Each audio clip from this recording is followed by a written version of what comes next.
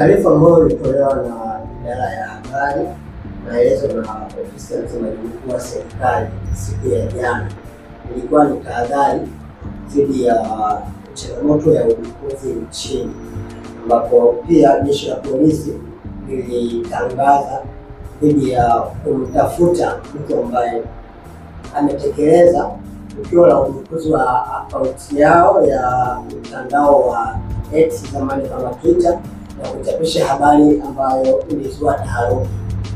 Hali hiyo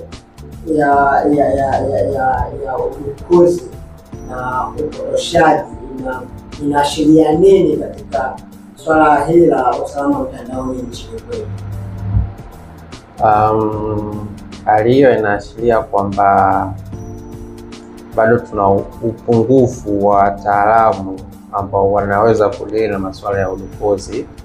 Hiyo cha kwanza, ila cha muhimu ni kwamba hawa watu ambao wanapewa umiliki kwa kumiliki hizi account, wengi wao hawana elimu na masuala ya cyber security.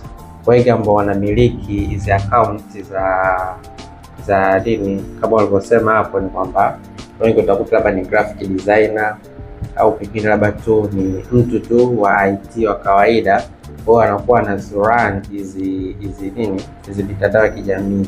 Kwa utakuta yeye akiwa ana manage hii social media, tuseme Twitter au Instagram au yoyote, yani concentrate kwenye upande wa security, yeye concentrate kwenye upande wake tu wa design pale, sijui kufanya collaboration, kufanya tags, yani ana concentrate hapo tu ya upande wa security.